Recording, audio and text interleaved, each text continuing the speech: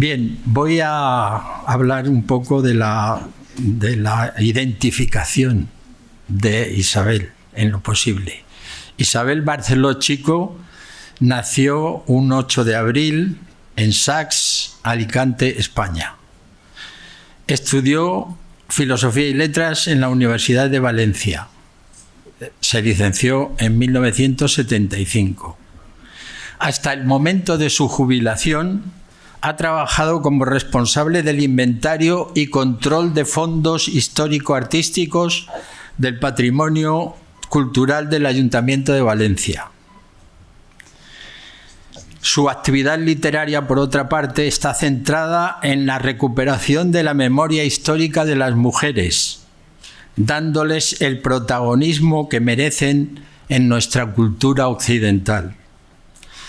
Cabe destacar la concesión de la prestigiosa Beca de Literatura Valle-Inclán, otorgada por el Ministerio de Asuntos Exteriores para una estancia de 6 meses en la Real Academia de España en Roma, con un proyecto de investigación para documentar el libro Mujeres de Roma, heroísmo, intrigas y pasiones. Es creadora y administradora del blog literario Mujeres de Roma, fundado en el 2006 y que hasta la fecha supera los 2.124.000 páginas vistas.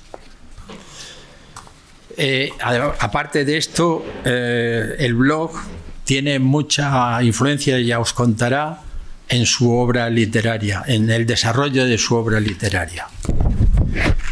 Bien, y ahora voy a hablar un poco de la bibliografía tan extensa que tiene, solo un poquito, porque tengo aquí 5 o 6 páginas. Solo voy a leer por encima algunas cosas, si no me ocuparía toda la sesión. Bien, en ensayo tiene Lucrecia Borgia, Bajo una nueva luz. Es una biografía literaria, es finalista de los premios de la crítica de la Comunidad Valenciana en el 2022, en la modalidad de ensayo y crítica. Y actualmente va por la 4ª edición. Luego está Lucrecia Borgia, breve biografía literaria, que está traducida a distintos idiomas, entre otros al italiano.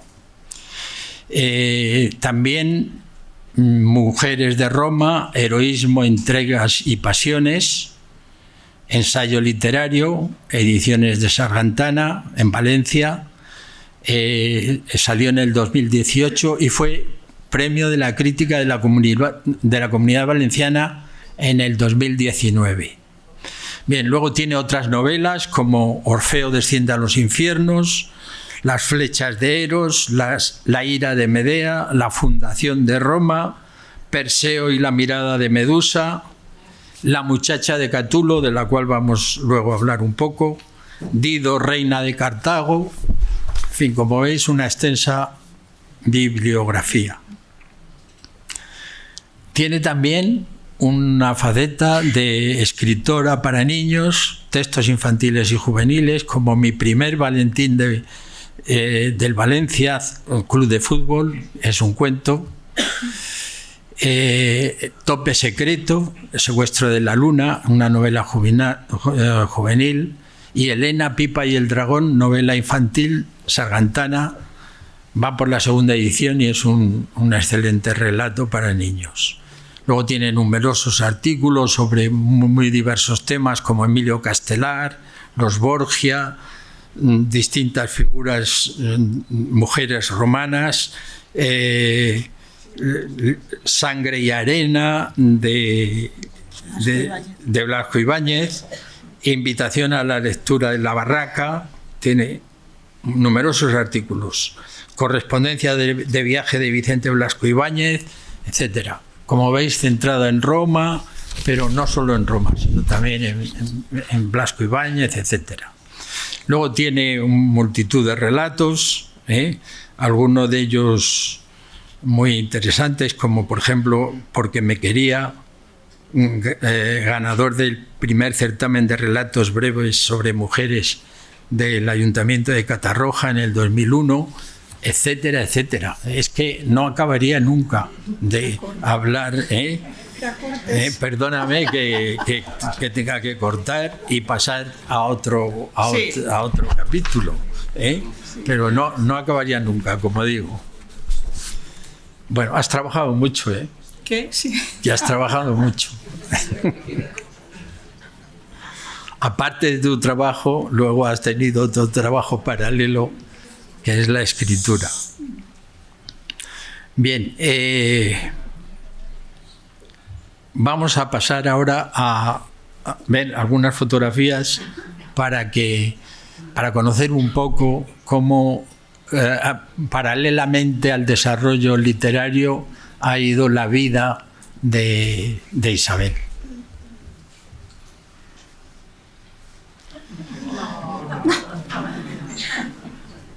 Ahí estás con una pluma. ¿Por qué? Bueno, es un instrumento extraño para una niña tan pequeña. Pues sí. ¿Así? Sí. Así ciertamente.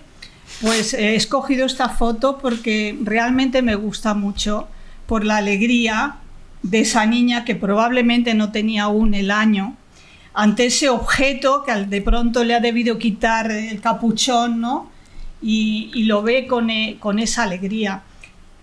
Ciertamente me gusta porque mirando atrás uno puede imaginarse, ¿no?, que ya en una edad tan temprana pues la escritura iba a ser una alegría profunda en mi vida, ¿no? Entonces le tengo especial afecto, ¿no? Una y segunda esta foto. También me gusta porque es esa clásica fotografía que tenemos, pues, casi todas las personas de mi generación y otras posteriores, ¿no?, en el colegio. Esta es en el colegio de Hermanas Carmelitas de Sax, donde yo me eduqué hasta ese año. Ese año es el último que estuve en el colegio. Y me gusta ese ponernos todos, nos íbamos poniendo uno detrás de otros en ese mismo escenario.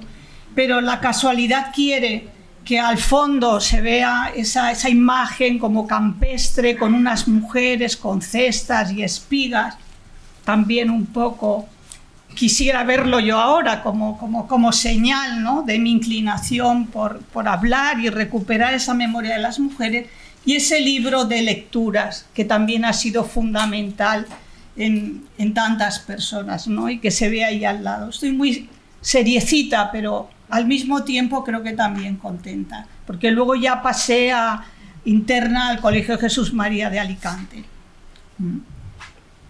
Y ahora damos un salto enorme, extraordinario. Esto es en la Real Academia de España en Roma, en el curso 2004-2005, con mis otros compañeros de beca de este año, ¿no? Para mí, la experiencia de esa beca, a la que se ha referido antes Antonio, pues fue una experiencia muy singular y yo me siento muy privilegiada por haberla vivido.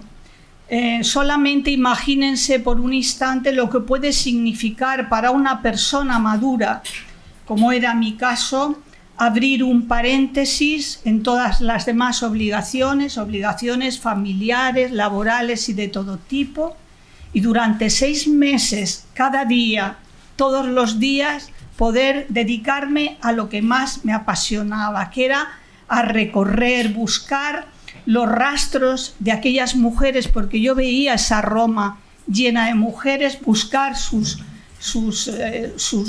los rastros que pudieran haber para poder hablar de ella y comprender esa ciudad y comprenderlas a ellas.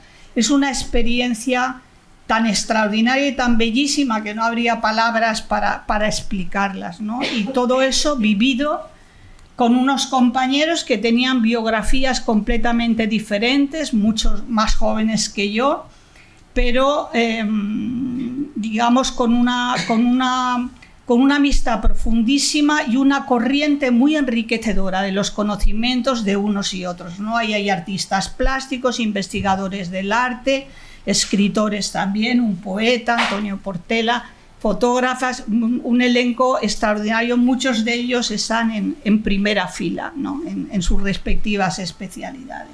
Y ahí tenemos, es una terraza de la academia y tenemos a Roma a nuestros pies, ¿no? No cabe una felicidad mayor. Y aquí, pues en esa fiesta de fin de curso, estoy en el claustro antiguo, que es del siglo XIV, y estoy leyendo un fragmento de Mujeres de Roma. También fue un momento muy especial para mí. Bueno, eso es mi blog. Bueno, es una imagen muy reciente, ¿no?, del blog que, como ha señalado Antonio, abrí en abril de 2006. Yo esta beca para preparar el libro, investigar y escribir el libro de Mujeres de Roma, Heroísmo, Intrigas y Pasiones, la tuve en el curso 2004-2005. En el 2006 yo pensé, ¿seré yo la única persona en el mundo a la que interesan estos temas? Porque tenía mi libro escrito y no encontraba editor. Entonces, pues se me ocurrió la idea de un poco por impulso, de abrir un blog, y sin tener ninguna experiencia en ello ni nada, simplemente dije, bueno, empezar un blog, me dice título, y yo pensé, bueno, ¿qué título? Se me ocurrió, pues, Mujeres de Roma, ¿no? Y así de sencillamente lo creé, sin pensarlo dos veces. Y la verdad es que fue muy significativo y muy importante en mi vida. En ese momento era un momento, digamos, de oro, dorado, o comenzaba el apogeo de los blogs. Y muchos de ellos eran blogs literarios, como era el caso del mío, otros blogs de fotografía, de arte, de toda temática. ¿Y por qué fue importante para mí? Porque descubrí que era muchísima la gente a la que eso le importaba, a la que esos temas les interesaba. Obviamente yo en ese blog jamás puse nada de lo que figuraba en mi libro. Todas mis entradas eran entradas creadas expresamente para el blog, muchas eran con muchísimas fotografías, entradas, pues microrelatos, que entonces ni siquiera se llamaban así, ¿no? Pues relatos breves, comentarios, vistas de Roma, todo de una manera muy extraordinaria. Y aquí se dio un caso muy singular que yo creo que fue para mí también muy importante, que fue una experiencia que hasta donde yo sé no había hecho nadie ni nadie ha vuelto a hacer, que fue, como había muy buen ambiente en el blog, en el clima del blog, de comentarios, etcétera, fue proponer la escritura de una novela con los personajes que mis visitantes quisieran elegir. Mi compromiso era incluirlos en la novela. Solo pedía que me dieran el nombre y a qué querían que se dedicara a su personaje, ¿no? Cuando llevábamos ya 70 personajes, dije, bueno, ya no cabe ninguno más, ¿no? Así nació la novela Dido, reina de Cartago. Cada uno eligió el personaje que quiso. Hubo quien quiso ser un arbusto, quien quería ser un dios, diosa, a excepción de Dido y Eneas, que son los protagonistas de esa historia. Todos los demás son personajes sugeridos en cuanto querían hacer. Yo cada semana ponía 2 capítulos al principio y todo el mundo especulaba qué iba a pasar a continuación, y yo jamás atendí las propuestas que me hacían, ¿no? o lo que decían, lo que se imaginaba. Era una sorpresa continua. Yo lo recuerdo como una etapa efervescente de creatividad, efervescente de amistad, de alegría y de sorpresas. Con tantos personajes era imposible, pensé, no tengo más remedio que dividir en 2 la novela. Eso explica el por qué está organizada así, estructurada así. Por una parte, la historia de la propia reina Dido y todos sus compañeros de viaje que tienen que huir de su ciudad natal, y lanzarse por el Mediterráneo. Era Tiro su ciudad, ¿no?, de donde ella había sido reina, pero su hermano intenta suplantarla, ella huye con los suyos y vaga por el Mediterráneo. En esa época el Mediterráneo estaba lleno de vagabundos, estaban también los troyanos que habían huido de la ciudad incendiada de Troya. Estaba el Mediterráneo lleno de fugitivos y ella finalmente funda Cartago. Eso es una parte de la historia. La otra parte discurre unos cuantos años después, Cuando una niña pequeña, que era hija o nieta de la nodriza de la reina Dido y que ha viajado con la reina y sus acompañantes en esas aventuras por el Mediterráneo y la fundación de Cartago, esa niña convertida ya en una persona anciana, para impedir que el olvido hiciera recordar, o sea, para impedir que el paso del tiempo y la desaparición de las personas que habían vivido aquella aventura hiciera que se olvidara, decide narrar todo lo que ha ocurrido recurriendo a la memoria de los propios supervivientes y de los descendientes de esos supervivientes. Entonces es un contraste importante, porque allí a sus orillas llega también un poeta, el poeta Trailo, que es el que trae la versión romana, la de Virgilio, y a esa se contrasta la versión de la señora Imilce, que no es distinta, es otro punto de vista diferente, ¿no? Entonces, pues la verdad es que esa novela me dio satisfacciones tan grandes que no tendría palabras suficientes para describirlas. Sobre todo me abrió muchas puertas. Vamos a otra imagen. Por ejemplo, sí, yo este libro, esa novela Dido, reina de Cartago, y lamentablemente ya no se puede encontrar, la publiqué en el 2009. En el 2010 ya tenía yo aquí esta caricatura de Pablo Pino, como verán, ¿no?, ya caracterizada como romana. Otra vez de mi blog, porque yo al principio me puse como seudónimo Isabel Romana, hasta que la lectura o sea, hasta otra persona que comentó qué tontería poner un seudónimo cuando uno tiene interés luego en publicar otras cosas, más vale el nombre, ya lo cambié por mi nombre, ¿no? Pues entonces era Isabel Romana. Pero ya para entonces esto me había abierto ya muchas puertas, ¿no? Como por ejemplo, ¿no?, ya tenía esa caricatura que se hizo con motivo de una entrevista. Sí, puedes pasar si quieres. Por ejemplo, esto es las octavas jornadas de cultura clásica de Sagunto. Ahí estoy en la Domus Baevia, que recomiendo vivamente que pidan cita y visiten, porque es una inversión en esa cultura clásica y romana. Yo participé en esas jornadas con una conferencia sobre un paseo por la Roma de las mujeres, vaya si lo conocía yo, aunque lo tuviera en un cajón, ¿no?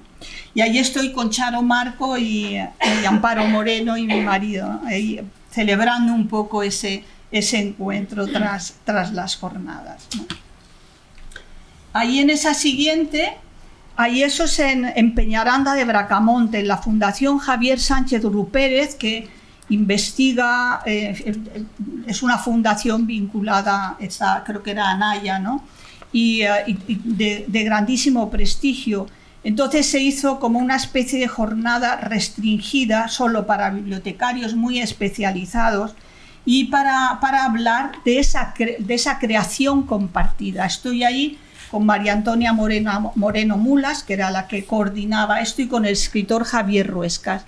Con unas jornadas dedicadas exclusivamente a hablar y a relatar esa experiencia de la escritura compartida. Bueno, hemos terminado la primera tanda de fotografías y ahora vamos a entrar en una de las obras de Isabel, que se llama La muchacha de Catulo. La tenemos aquí.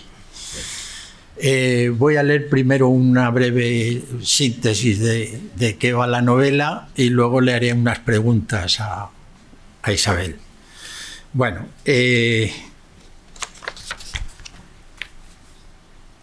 Clodia, una aristócrata de la mejor estirpe, poco amiga de los convencionalismos y con una decidida inclinación por vivir según su propia voluntad, sin otras sujeciones que las autoimpuestas, por azares del destino, su vida se cruzó con la de otro adelantado, el poeta Cayo Valerio Catulo, más joven que ella y con una inusual capacidad de amar y de expresar sus sentimientos a través de los versos.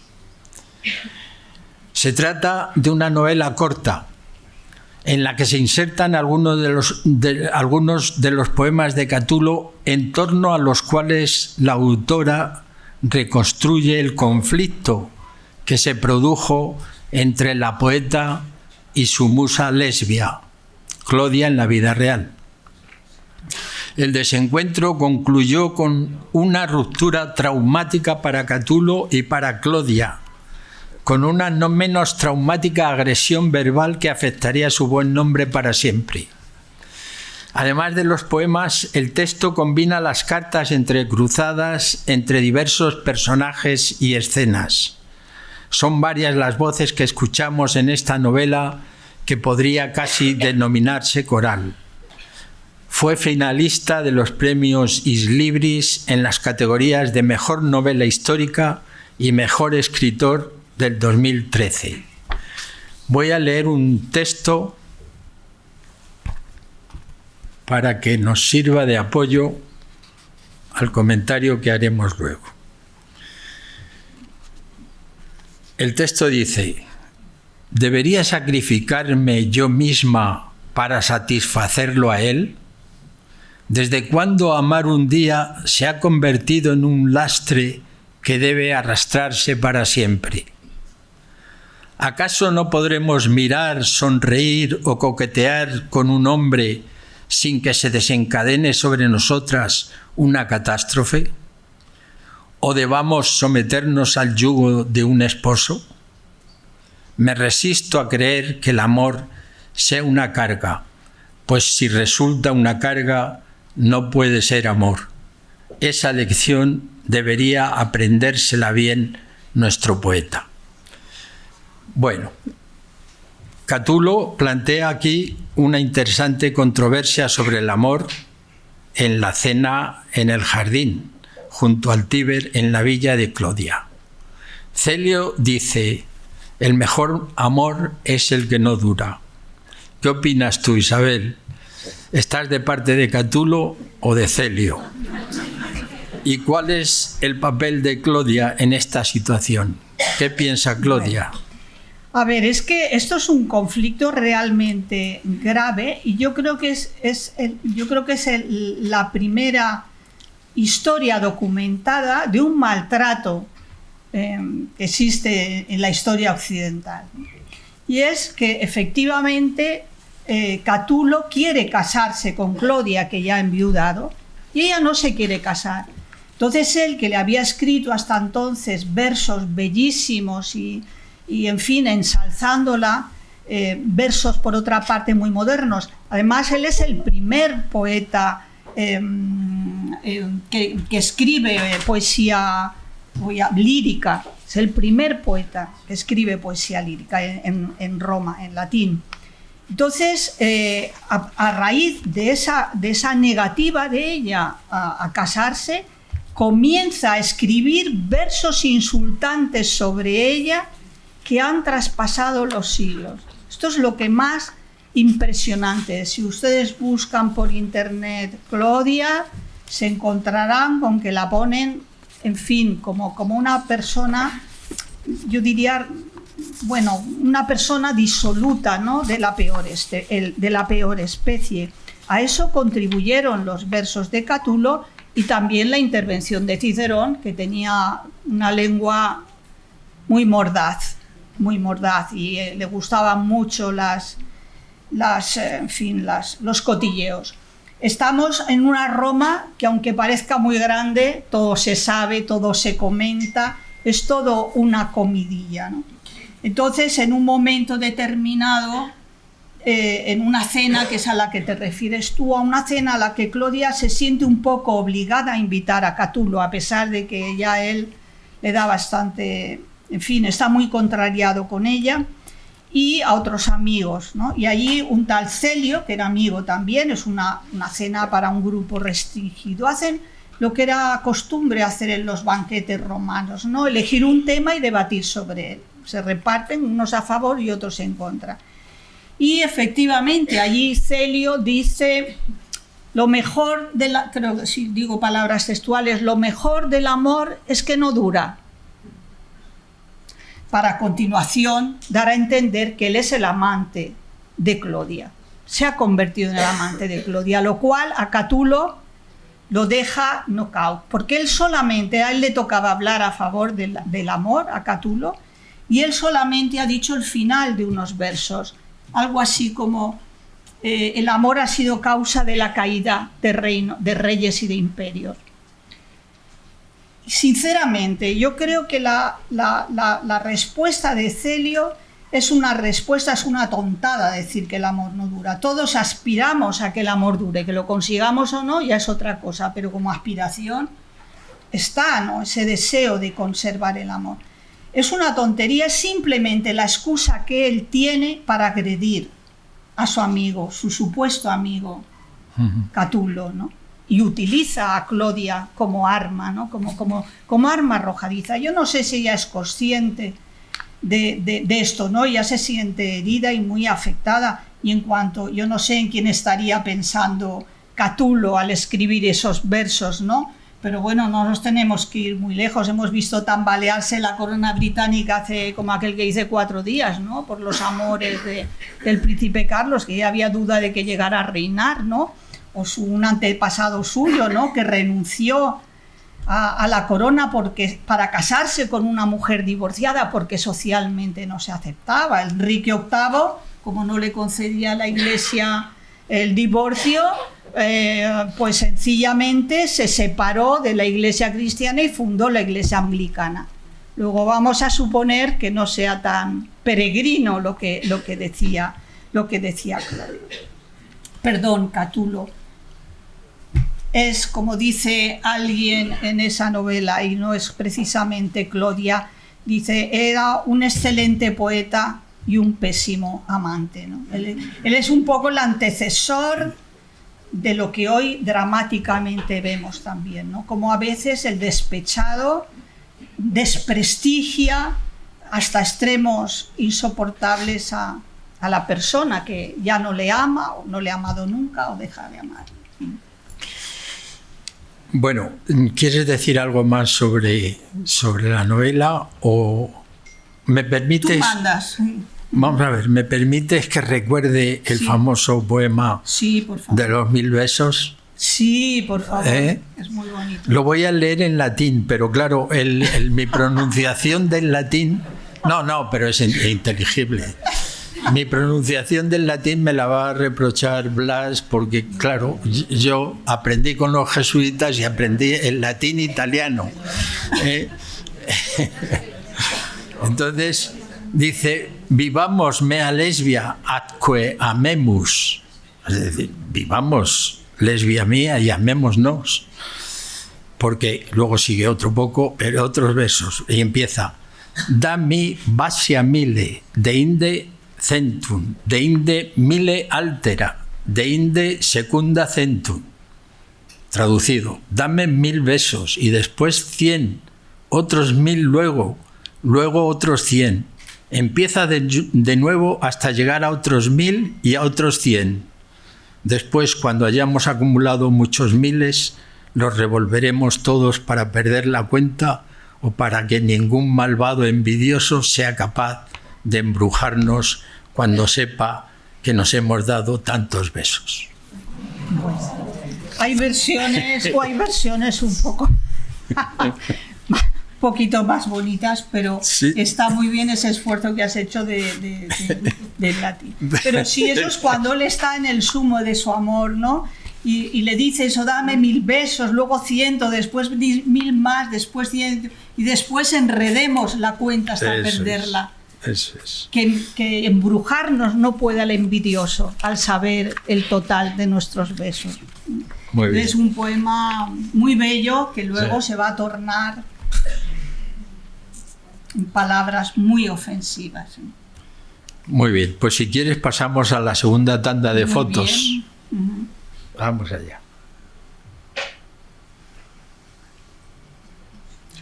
Sí, bueno, eso es una mesa redonda sobre novela histórica, celebrada ya ahí con Gabriel Castelló, Santiago Posteguillo y Eve Ferriols en la biblioteca central, la biblioteca del hospital, ¿no? Yo ahí, digamos, acababa de publicar ya el libro de la muchacha de Catulo, y he de decir que no solamente por esa novela, sino por todo el trabajo ya del blog, pues seguramente se me considera persona autorizada a hablar de esos temas, ¿no? Y esa es una de las sesiones que fueron muy entrañables de las lecturas del Malva, que organizaba la Asociación Clave, que es la asociación de escritores y críticos de la Comunidad Valenciana, críticos literarios de la Comunidad Valenciana. Y allí estoy con Juan Luis Bedins, que era el coordinador de estas sesiones, y con María Tordera, que era lectora. O sea, se invitaba a 2 autores y leían los 2, ¿no? Y esto es entrañable porque es en la librería Ramón Llull, en el emplazamiento anterior que tenía. Yo creo que esas lecturas del Malva tuvieron también mucho impacto y mucha importancia, ¿no? Aquí en la cultura valenciana. Sí, bueno, eso yo creo que es en 2016, ¿eh? Desde finales del 2016 y el 17 fue cuando publiqué todas esas 5 novelas cortas de mitología, que las has dicho los títulos, con Gredos, y ahí ya llevaba años y años publicando relatos, ¿no?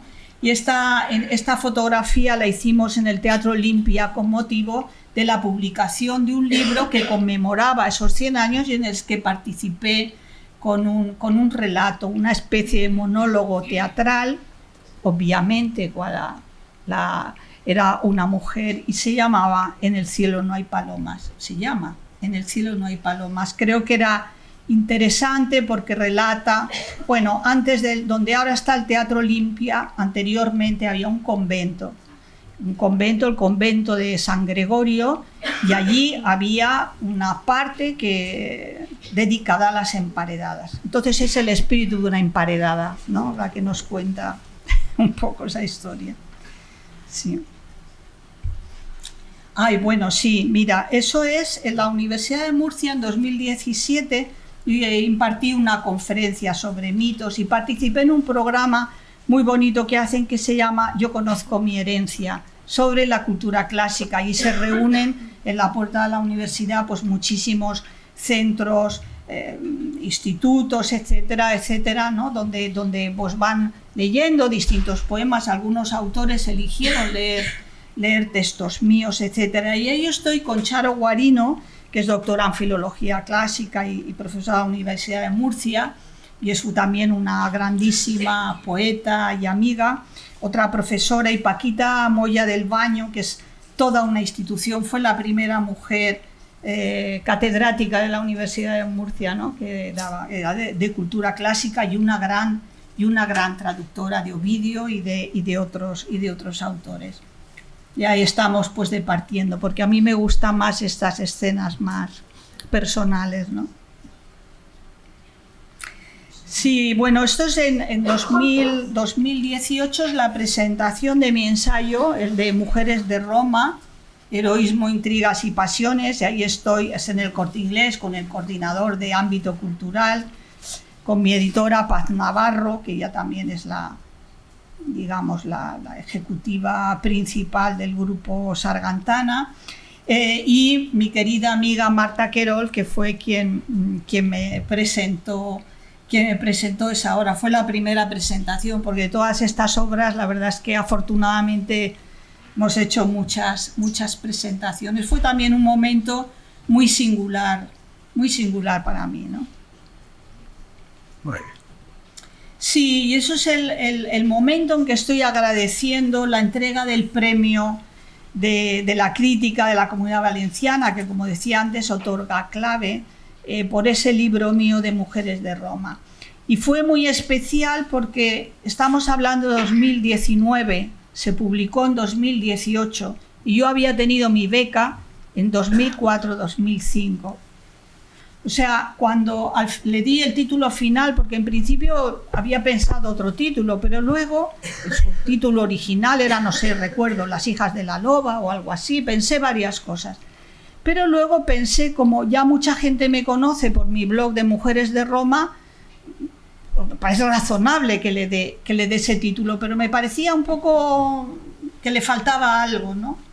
Y le puse ese añadido de heroísmo, intrigas y pasiones. Y luego yo pensé, pues hombre, las intrigas no, pero lo del heroísmo y la pasión me parece que responde casi tanto a mí misma y a todo lo que yo pasé con ese libro que a las propias heroínas, más de 40 de las que hablo en ese libro, ¿no? Hay que pensar lo duro que fue para mí tener tantos años un libro en un cajón que intentabas publicarlo y te daban las respuestas más peregrinas, sin éxito, o sea, sin conseguirlo, ¿no? Fue duro. Yo dejé de creer en él, sinceramente, dejé de creer en él. Tuve luego la suerte de a través de María García Giverós, que tenemos aquí, me dijo, oye, pues yo te puedo presentar al editor y tal. Bueno, y en Sargantana me dieron el sí, que yo cuando me llamaron para decírmelo, me dijeron, sí, que publicamos tu libro, y yo ya no sabía de qué libro me hablaban.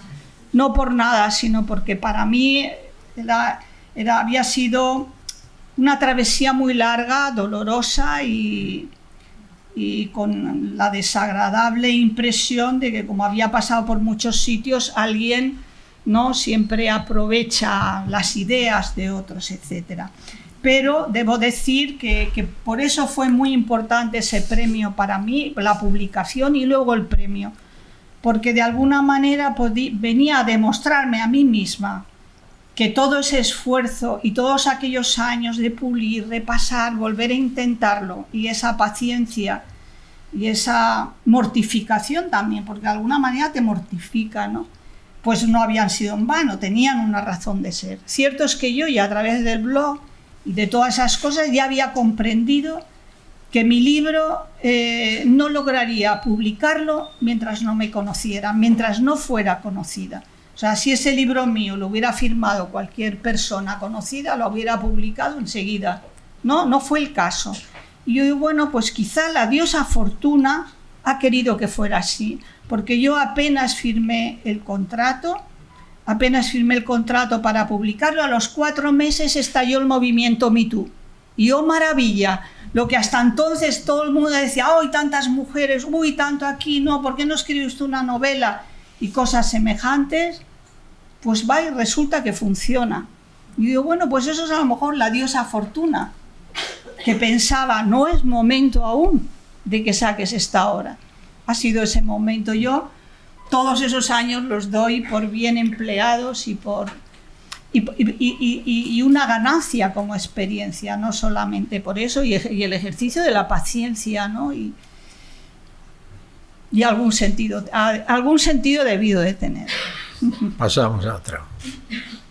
Hoy sí, fui con Emi Zanón, ¿no? Fuimos a la Feria Internacional de México, de Guadalajara, en México, ¿no? Y ahí estoy en el stand con una lectora y escritora mexicana. Y tuve además la suerte de reencontrarme con mi familia mexicana, porque tengo familia allí, un primo hermano mío que ha formado su familia allí. Pero bueno, me parecía importante con una escritora mexicana, siento no recordar ahora el nombre, pero por lo menos ese encuentro gozoso, ¿no? de dos culturas muy diferentes, pero también muy vinculadas.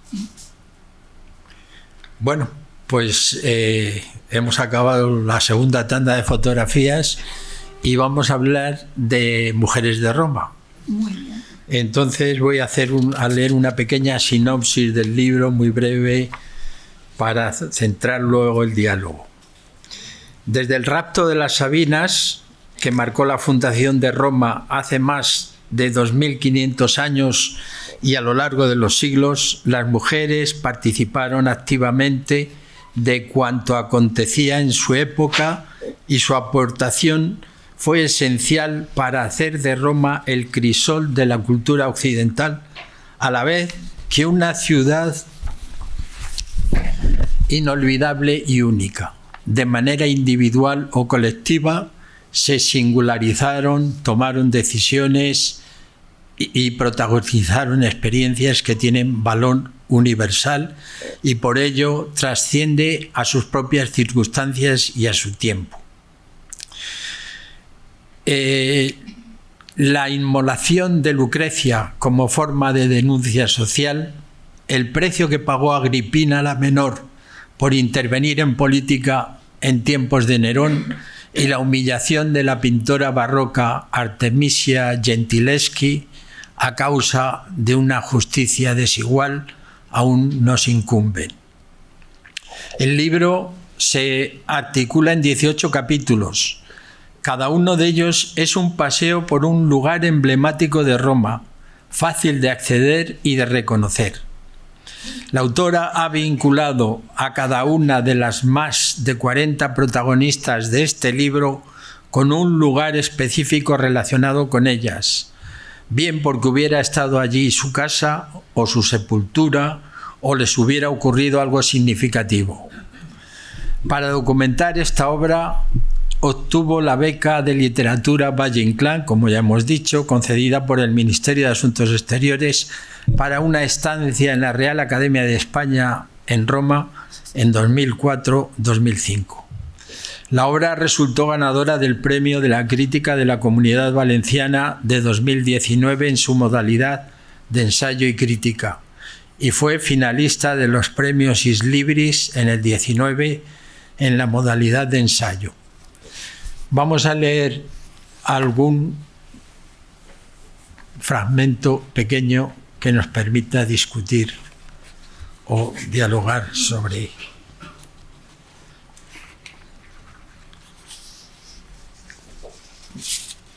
Vamos a ver. En realidad, no importa si Tarpeya quería los brazaletes o los escudos o el amor de aquel hombre. Lo significativo de esta historia, lo que los romanos extraerían de este mito, era la confirmación de un viejo prejuicio. Las mujeres no son de fiar. En ellas no estaba arraigada la fidelidad a la patria, pues siendo criaturas débiles, las pasiones, ya fuera el amor, la avaricia o el deseo de notoriedad, las arrastraba con facilidad a la traición. Sin duda, la mujer más peligrosa era aquella cuyo corazón decidía por su cuenta a quién amar. La pasión amorosa no respetaba las leyes del mundo y sus efectos eran tan destructivos para la comunidad como para quienes la experimentaban. Y yo te tengo que preguntar sobre este texto. ¿Sigue vivo este prejuicio? ¿Puedes contextualizar este fragmento dentro de todo el libro? Bueno, este fragmento corresponde a la historia, al mito de Tarpeya, que, digamos, en una guerra importante para la supervivencia de Roma, porque es uno de los mitos fundacionales, digamos, dio acceso a los enemigos de Roma, los sabinos, dio acceso a la colina desde la cual podían dominar el interior de la ciudad y tomar esa posición dominante para enfrentarse a Rómulo. Allí los historiadores romanos o los comentaristas romanos se debatían por qué razón ella había dejado entrar a los enemigos. Algunos decían que por amor al rey Tito Tacio, que era el que veía ahí abajo, que era el jefe del ejército que había venido a combatir. Pero en cualquier caso, como ya digo, en la mentalidad romana, y hasta nuestros días, y no digo ya romana, nuestro mundo occidental, esa desconfianza hacia las mujeres en general, ¿no? Lo cierto es que si nos paramos a pensar, hace 4 días que las mujeres han entrado en los ejércitos, por ejemplo, ¿no? Siempre se han mantenido, se les ha intentado mantener siempre un poco al margen, ¿no? Porque, bueno, si te enamoras de un enemigo y en esas propias historias hay algún caso, ¿no? Como es el caso de la Horacia, también, que se enamora de alguien que es su enemigo, ¿no? Y resulta una historia también muy brutal, pero que ejemplifica esa manera de pensar de los romanos. Las mujeres tienen que estar un poquito al margen. Ellas no pueden participar en la vida pública, no pueden participar de nada. En Roma la mayor virtud era el silencio y era la más apreciada en las mujeres, calladas. Todavía a veces nos oímos decir cállate, lo hemos visto incluso en instituciones, hacer la señal, ¿no?, a una mujer de que calle. En cualquier caso, ese prejuicio,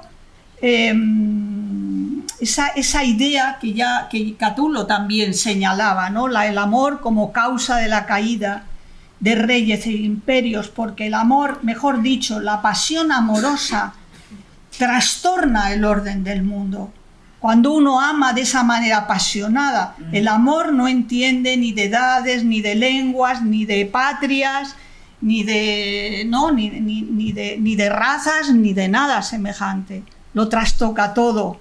Tenemos el ejemplo de la reina Dido y Eneas. Los romanos, en concreto Virgilio, en su gran poema de la Eneida, nos cuenta el troyano Eneas que ha huido, se encuentra con la reina Dido.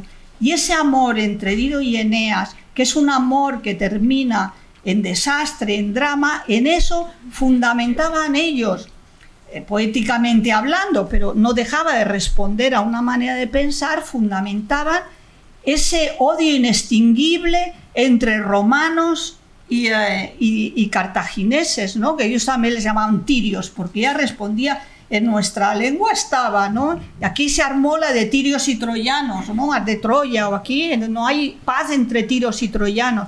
O sea, una enemistad que costó 3 guerras tremendas y concluyó con la destrucción de Cartago hasta sus cimientos. Así veían los romanos de peligroso el amor, ese amor que ha llevado a Dido a enamorarse de tal manera que, y a Eneas, y cuando eso se rompe, aquí vamos, se tiene que hundir el mundo, ¿no?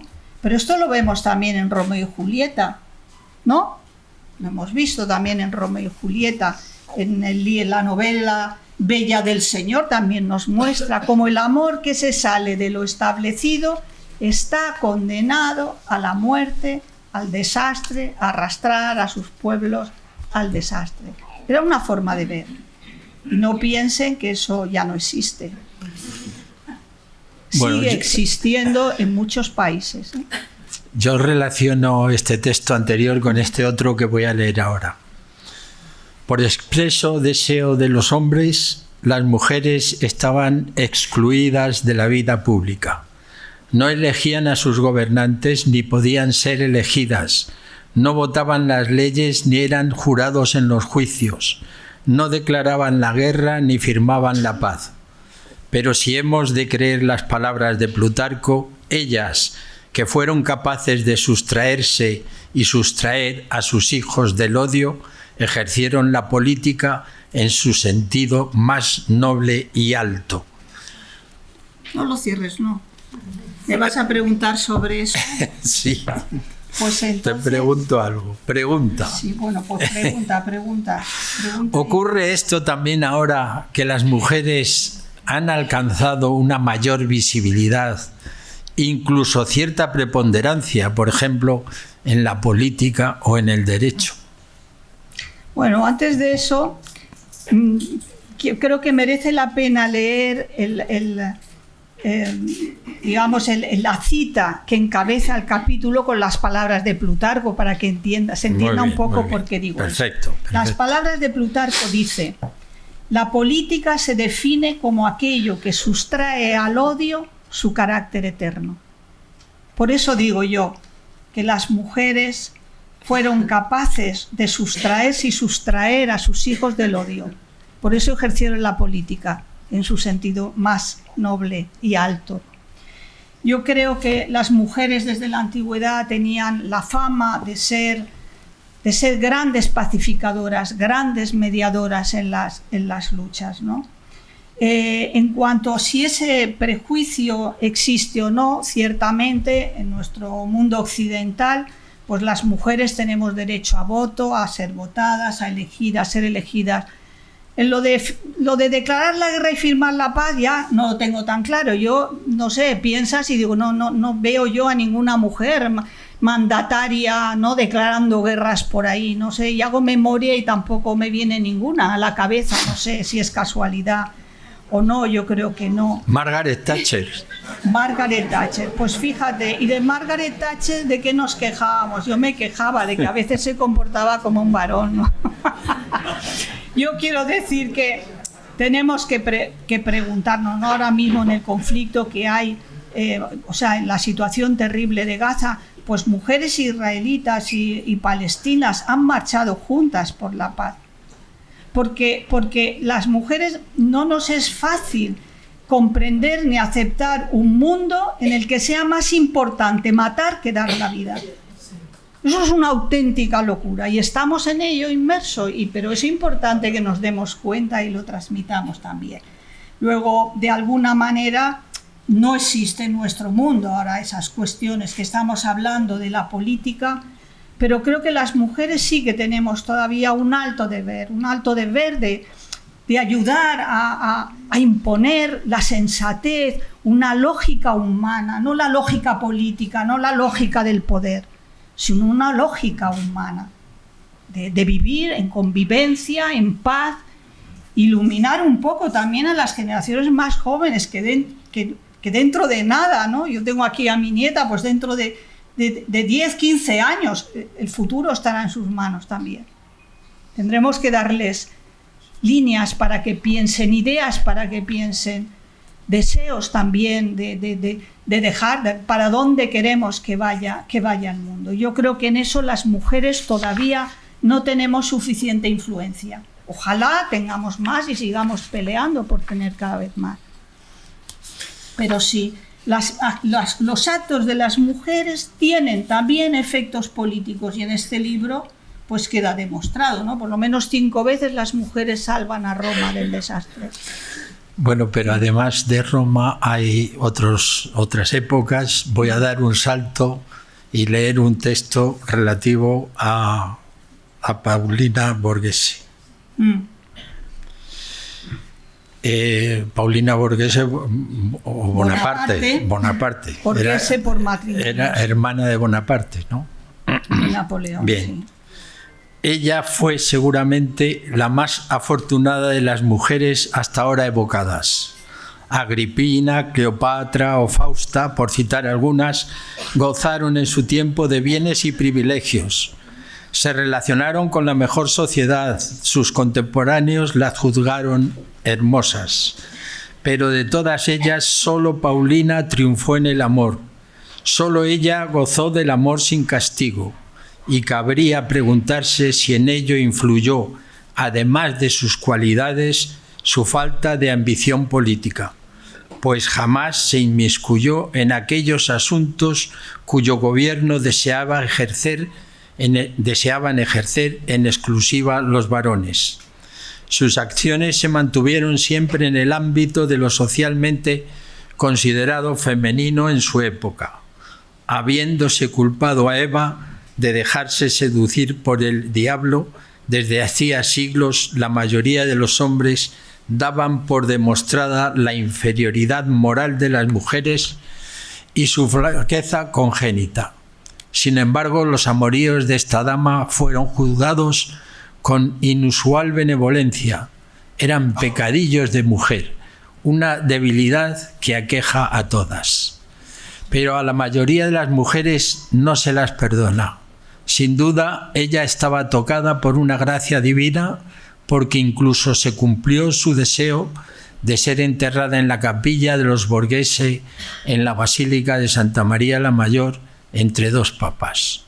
Y ninguno de ellos hubiera puesto reparos, pues esta empedernida seductora era capaz de fascinar hasta los muertos. Bueno, dices que Paulina Bonaparte fue la más afortunada de las mujeres de Roma, Venus Victrix, triunfadora del amor, y por eso lo fuera, y quizá por eso lo fuera por su falta de ambición política. ¿No hay una cierta contradicción con tu defensa de la mujer en su desempeño público en paralelo, en igualdad con el hombre? ¿Le basta a la mujer amar a alguien para realizarse? Bueno, yo creo que no entra en contradicción en absoluto. Al contrario, es la constatación de que bueno, en cuanto quieres salir, te sales de los límites impuestos por la sociedad en cada momento para las mujeres. Enseguida se crea ahí, en fin, conflictos tremendos. En cambio, en el caso de Paulina, bien porque ella fuera una persona de carácter dulce o por algún otro motivo, pero sobre todo porque no se metió en política. Ella fue siempre como muy mujer, muy femenina. Para mí, Paulina Bonaparte fue un gran descubrimiento, porque yo tenía también mis prejuicios, pues como me parecía una mujer muy superficial y como tal, pues no, como que no me atraía, ¿no? Pero afortunadamente, pues me leí, me estudié su biografía y me di cuenta de que realmente era un prejuicio, que a veces, porque una persona nos parece más superficial, le negamos la existencia de virtudes. Y Paulina fue una persona de una lealtad extraordinaria, tuvo muchos amantes, pero era una persona muy leal. De hecho, cuando su hermano cae en desgracia, es la única de su familia que lo apoya siempre, no lo abandona nunca, ni siquiera cuando ya ha muerto, que luchó con todas sus fuerzas para que su cadáver retornara a Francia. Entonces, esta mujer, lo que pasa es que dices, bueno, ¿por qué Dios? Parece que está tocada por la gracia divina, porque la experiencia nuestra nos dice que cuando una mujer no gusta, o una mujer no cae bien, no gusta, o se la quiere atacar, se le ataca siempre, generalmente, con mucha frecuencia, con su comportamiento amoroso, sexual, si tiene amantes, si no tiene amantes, y de esto ha hecho un daño extraordinario.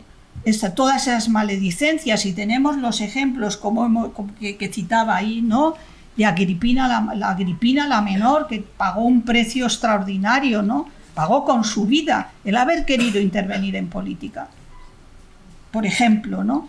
Entonces, lo de Paulina, yo digo que es la más afortunada de esas, afortunada, no digo feliz, no digo otra cosa, afortunada, porque ella sí que pudo amar a quien quería. Ningún amante se disgustó con ella, porque el amante se iba a pasar el fin de semana allá y cuando volvía ya había sido sustituido, ¿no? Pero ninguno se enfadó con ella. Por lo visto, su hermano, cuando la veía coquetear en los salones, le echaba miradas asesinas, pero ella pasaba olímpicamente de todas esas miradas. Y digo, fue una mujer admirable, supo hacerse amar a pesar de ello. Incluso el Papa, creo que era Pío IX, pues bueno, la adoraba, ¿no? La quería muchísimo, y además su matrimonio con Borghese se rompió enseguida, vivieron separados porque era un matrimonio desastroso. Pero yo no creo que una mujer, eso de sentirse realizada, eso es una expresión quizá muy actual, ¿no? Yo creo que todos los seres humanos, mujeres y hombres, tenemos múltiples intereses, afanes, deseos, aspiraciones, y todos tenemos el derecho de buscarlas, de perseguirlas, en igualdad de condiciones. Habrá quien se sienta realizado pues siendo astronauta, y que es súper admirable, y hay quien preferirá a lo mejor pues dedicarse a otro asunto, a una carrera profesional, o quedar en su casa, o ser madre de numerosa prole, o no tener hijos, porque todo ello es respetable, todo ello debe ser respetado por todos nosotros. Y en lugar de competir y ponernos límites y acotarnos y no dejar, y aquí ahora te pongo una zancadilla, pues realmente ayudarnos todos unos a otros. En ese sentido, mira, los filósofos griegos, yo creo que Aristóteles ya hablaba de la aspiración del ser humano a ser feliz. Pero cada uno de nosotros es feliz con cosas diferentes. ¿Por qué no va a poder ser feliz una mujer siendo madre, o lo vamos a criticar porque quiera dedicarse a los hijos? Ni se me ocurriría, pero por no tenerlos tampoco. Cada cual ha de buscar dentro de sí lo que quiere, lo que desea, y tratar de alcanzarlo. Y suerte si lo conseguimos, pero por lo menos no pongamos impedimentos ni trampas, ¿no? Es así yo como lo veo. O sea que muy bien. Paulina tuvo esa suerte. Me has matado las preguntas. Pues si te las he matado. Bueno, pido perdón porque en mi intención no está matando. No, quiero decir que si te hubiera escuchado antes hubiera hecho otras preguntas. Bueno, ya se siente.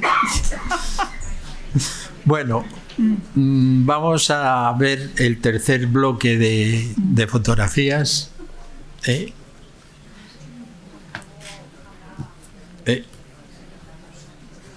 Ay, sí. Esto es mi familia celebrando la publicación de Lucrecia Borgia en familia, ¿no? El que está detrás de la cámara es mi marido.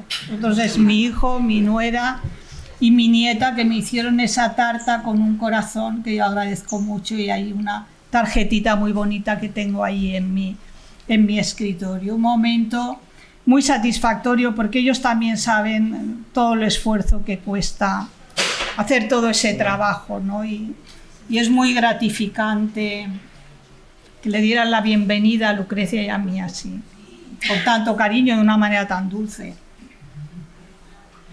Y ahí estoy con Joan Francesc Mira, que es el autor del prólogo de Lucrecia Borgia, y cuando le propuse que le dije, bueno, lo voy a presentar en Castellón, ¿quieres hacerme la presentación? Me dijo, no, porque yo ya no voy a presentaciones, no hago presentaciones ni los míos.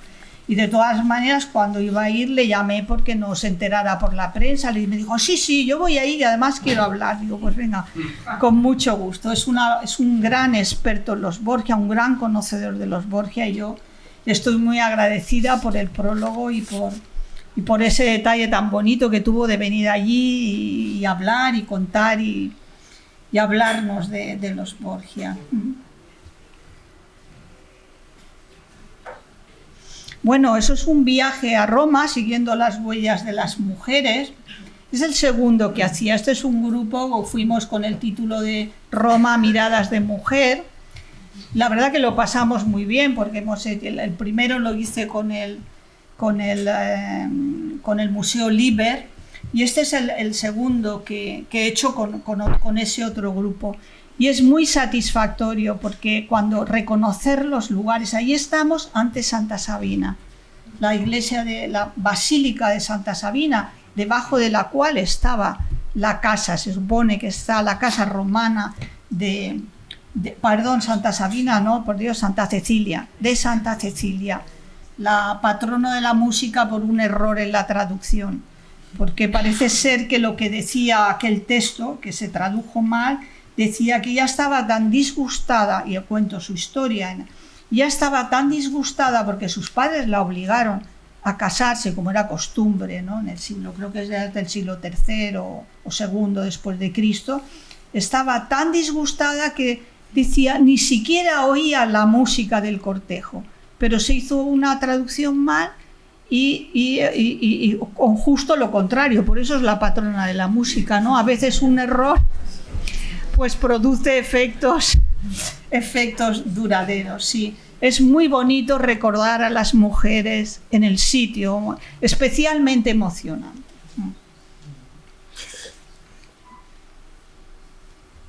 Ay, sí, eso es presentando el libro Elena Pipa y el dragón en Torrebaja el año pasado, no sé, en el 2023, ¿no? En agosto de 2023, con muchos niños y papás disfrutando de la belleza de los libros infantiles también, porque la literatura infantil a mí me parece también muy importante, porque hemos de hacer de ellos no solo buenos lectores, sino también lectores competentes y lectores exigentes, para que a medida que vayan creciendo van adquiriendo más competencia lectora, pero también más gusto por la buena literatura.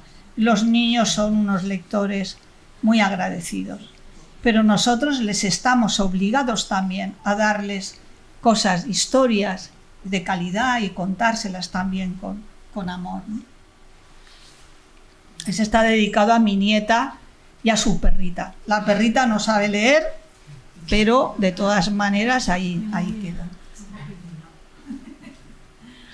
Sí, y esto es en 2023, en noviembre, en el contexto de la celebración del 150 aniversario de la fundación de la Real Academia de España en Roma, de la que, como saben, fui becaria, pues me invitaron a presentar este libro de Mujeres de Roma, que por motivo de la pandemia y todo eso no se pudo hacer en su día.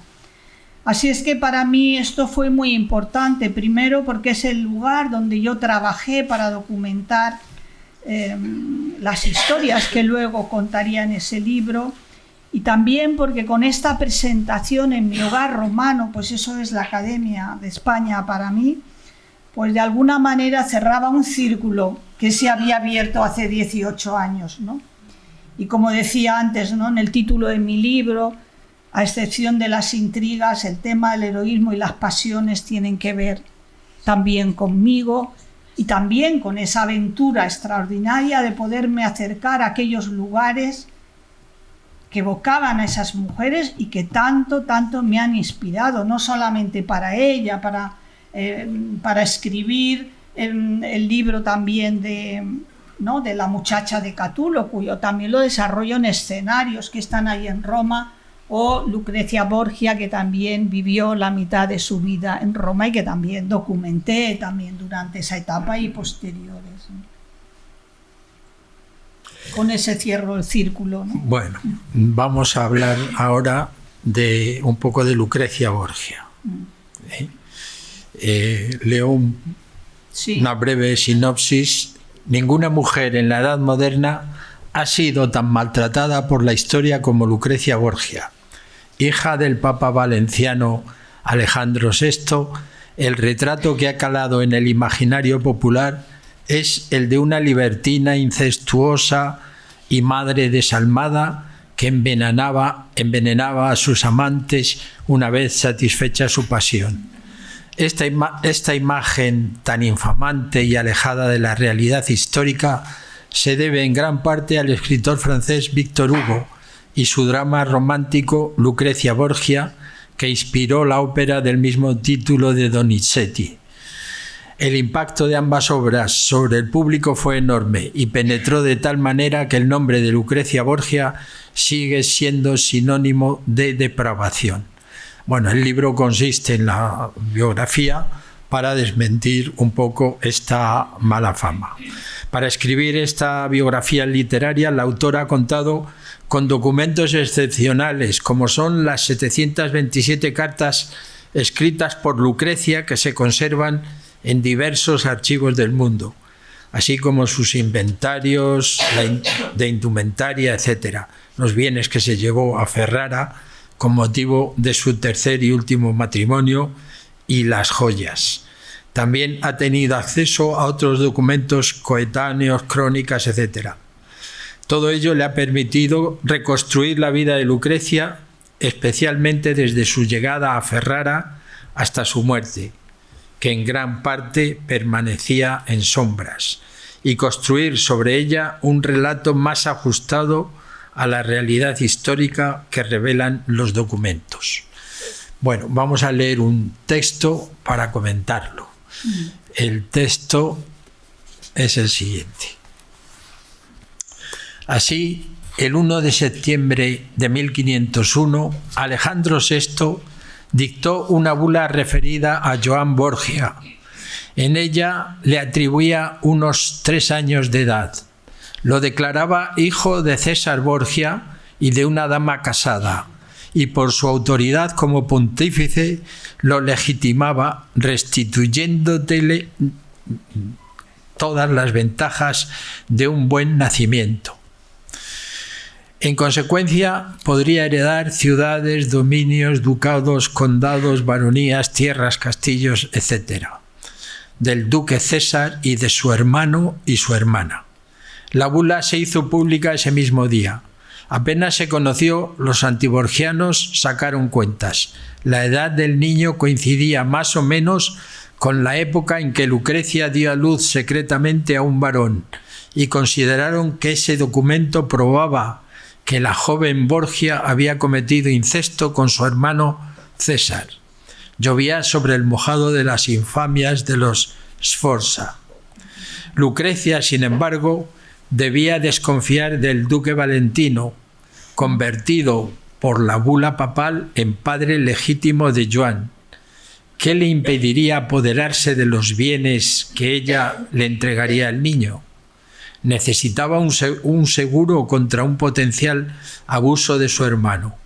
Atendiendo a ese temor, ese mismo día el Papa dictó una segunda bula, esta secreta. En ella afirmaba la legitimación del nacimiento del dicho Joan Borgia, hecha en el documento anterior, pero confesaba que en realidad el padre del susodicho era él y una dama no casada. En opinión de Lucrecia, César no se atrevería jamás a actuar contra el hijo del pontífice. Esta segunda bula, conocida en 1506, dio pie a que se la acusara también de incesto con su padre. Así que lo dispuesto para procurar un bien a su descendiente derivó en un mal que dañó gravemente la reputación de los Borgia, y en particular la suya propia. Lucrecia se llevó estas dos bulas a Ferrara, con la esperanza de que bajo la capa de ser su hermano, quizá algún día pudiera tener consigo a Joan. ¿Es este el hecho desencadenante de la leyenda negra, no solo de Lucrecia, sino de toda la familia Borgia? Me pregunta si es el desencadenante. Sí. No, porque la leyenda negra de los Borgia se empezó a tejer desde el mismo momento que el Papa accede al trono papal. Él lleva 30 años en Roma y tenía una reputación estupenda, pero cuando accede al trono papal, pues bueno, aparecen ya todos los enemigos, y además en un contexto de guerra que estalló enseguida, 2 años después, y que suponía que si no eres amigo, eres enemigo, y toda esa serie de conflictividad de una época que era tremenda. El primer marido de Lucrecia ya la había difamado, insinuando con medias palabras que entre ella y el Papa podía haber algo. Entonces, lo único que ocurre es que con esas bulas, que evidentemente son falsas, dicen una falsedad, lo hacen para proteger al hijo de Lucrecia, con esas bulas da pie a que todas esas habladurías tomen vuelo, y muchos autores, numerosos autores, han seguido diciendo que eso era así, ¿no? Que ahí estaba en las bulas. Hizo mucho daño, sobre todo a la reputación de ella, pero los rumores ya estaban de antes. De hecho, cuando ella da luz a ese niño, no te creas que quedó en secreto hasta donde llegaban los secretos allí, porque la gente hablaba muchísimo y ahí se sabía quién era el padre y todas esas cosas. Pero sí yo creo que fue un error de unas dimensiones tremendas, y que eso es una mancha que es muy difícil que se pueda quitar. Ahora, en mi opinión, digamos, lo que es falso que ella tiene un hijo natural es cierto y está documentado. Lo que es falso es que sea hijo de un incesto. Esa es la diferencia. Lo que pasa es que, en fin, es muy difícil eso hacerlo calar, ¿no? Porque, como decía antes también con Claudia, hay cosas que cruzan los siglos. Por más que se luche, por más que se intente razonar, por más que se demuestre lo contrario, que han sido muchos los autores, ¿no? que han tratado de colocar las cosas en su sitio, ¿no?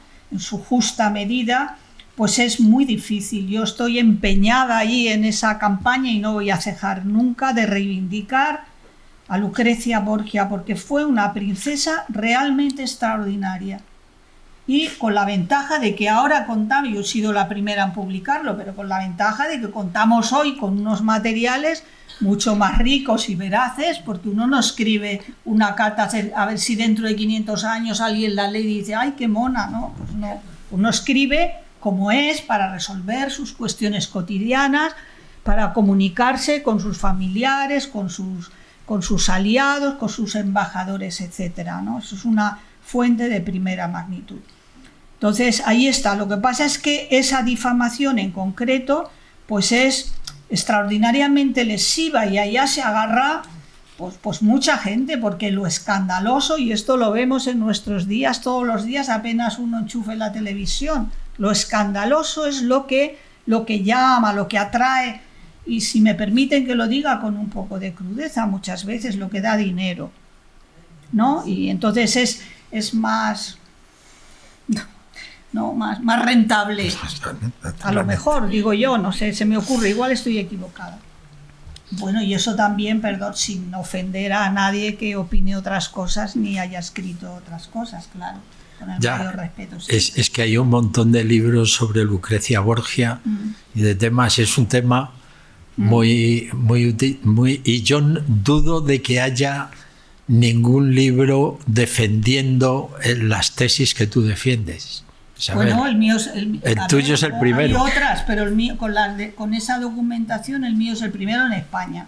En Italia, que yo sepa, no hay ninguna biografía que lo incorpore, aunque sí que hay muchísimos estudios de los que yo he bebido. Bien. Por ejemplo, el de Mario Puzo, que habla de los Borgia, y dice, bueno, eso, dice que son la primera familia criminal del mundo. Sí, pero Mario Puzo, pues no en vano es un bestseller, ¿no? Y yo sinceramente la novela suya no la he leído, ni tengo la menor intención de leerla, porque escribir mal sobre alguien es bastante más sencillo que escribir a favor de alguien cuando todo está en contra, ¿no? El subtítulo es La primera gran familia del crimen.